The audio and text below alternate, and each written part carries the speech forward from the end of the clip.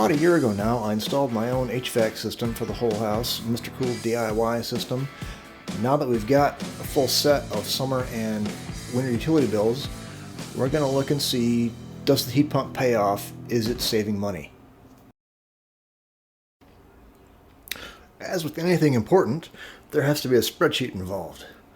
There's a lot going on here, so let's start breaking it down and I'll show you what's happening.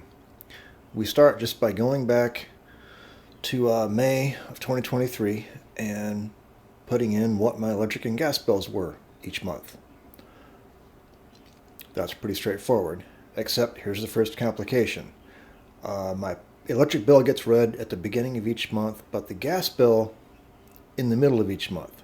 So I took the previous and following meter reads for each month, came up with a new value to give me roughly what the whole month would have been. So that value is what goes into the top line box for each month, gets added together, gives me a total for each month. I should say we started in May because the new system went in late April of last year. So we're taking May of 2025 as when the unit was put into service. Now the costs there don't really mean anything unless we know what the system is working against. So we're going back to get weather data for whole months. And here we're given average highs and average lows for each month. And those are the key numbers that I'm going to use to try to make a fair comparison. So there's the numbers on the top of the spreadsheet. We're going to focus on the high temperatures in the 3 hottest summer months and the average lows in the dead of winter. The house HVAC system, from my observation, does most of its work trying to bring the house down from the hottest part of the day or bring it up from the coldest part of the day. Around here, other times of the day, temperatures are pretty mild. I think this captures the bulk of what we're working against. So here's the cold temperatures we're using. This is for the 2023-24 season.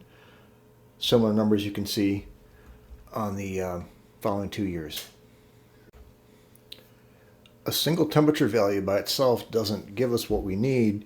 We need a temperature difference to know how much work we're trying to do with this HVAC system. So taking as a baseline 71 degrees Fahrenheit, that's about what I like the house to be at. The question is, how different is the outside temperature to that ideal 71? That tells us how much work we're actually trying to do. In this case, we see it was, on average, 17.8 degrees warmer than 71 for the high in July of 2023.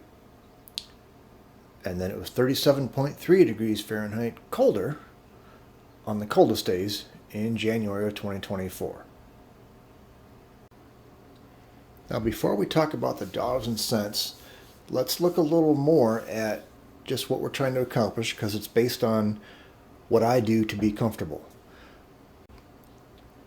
These are the settings for my thermostat app for weekdays. You can see in the morning I like for the heat to kick on. Helps me get out of bed. During the day, by default, it drops down to 69 for the heat. If I'm actually home, I would absolutely jack that up 2-3 degrees. Also, if I'm home, the cooling setting of 76, I'll bring that down to something more comfortable. But if I'm away, that's what it defaults to. Here we see the weekend settings. It's a similar arrangement, but these almost always get changed manually, and then it just bumps to the default setting again when it hits the next time step. Now there are a few complications that make the old system and the new system not exactly, well, this isn't an apples to apples comparison. For starters, the old system simply wasn't up to the job in the summer. It would be 80 degrees in my bedroom when I'm trying to sleep at 8, 9, 10 o'clock at night. So that's way too hot. So 2023 I added a solar attic fan to the house. 2024 I added another Those helped some. I also put a wired attic fan in the workshop, which has an electric heat pump also. Those helped, just not enough. And that's how we came around to me doing this whole great big DIY install. I mentioned the shop having an electric heat pump. That's not set aside in this analysis. In fact, none of the electrical power in the house besides the HVAC system is excluded.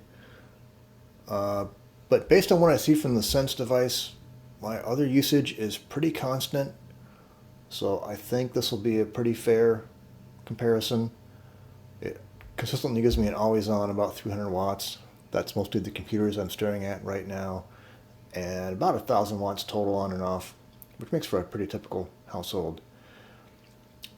The app's not very good for pulling out the usage of one device. It just gets a lot of things wrong. It took forever to even recognize the MrCool system. But here we can see that when the HVAC system runs, it dominates. About the only thing comparable in the rest of the house is the heater in the spa, which is about 5,000 watts also. One last catch to making a direct comparison is that utility rates vary seasonally and year to year. Here we see the electric rate in the summertime has been going up lately, although in the wintertime it was a bit lower, and now that we're on electric heat, the January electric rate matters. Gas rate has spiked a bit, but I'm not doing gas heat now, so may have dodged a bullet on that one. Keeping all that in mind, we can now go look at the dollars and cents. Here we see back in the summer of 2023, we spent $10.95 per degree Fahrenheit difference to the outside to stay cool. Going back down to the middle of winter for January 2024, it was $9.06 per degree Fahrenheit difference to stay warm. I almost forgot to mention, the final dollars and cents values are all normalized to the electric and gas rates for the 2024-25 season. So it's not just taking these bill amounts and multiplying them over. Finally, we sum everything up and we can compare. The total dollar amounts in the summertime, pretty comparable. But again, remember, I am much more comfortable than I used to be. The previous system simply didn't have the capacity. It would run all day and not do the job.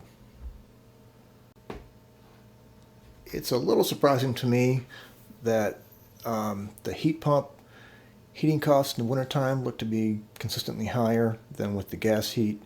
Heat pumps are supposed to be fundamentally more efficient than just direct burning stuff for heat. But that could come down to the actual the net effect of the power rate just being bad in this area. This area is not served by a real major power utility. My city has its own system. They buy power in bulk, but outside of that it's served by a co-op. Going back to the original video on this whole project, let's remember that I was comparing to a 10 or 12-year-old quote on another heat pump system. It cost me almost $10,000. Put some inflation on that, subtracted the cost of the new MrCool system, and it felt like I came out way ahead. So I'm still pretty happy. I'm also a lot more comfortable. The dogs are happy. That's the most important thing.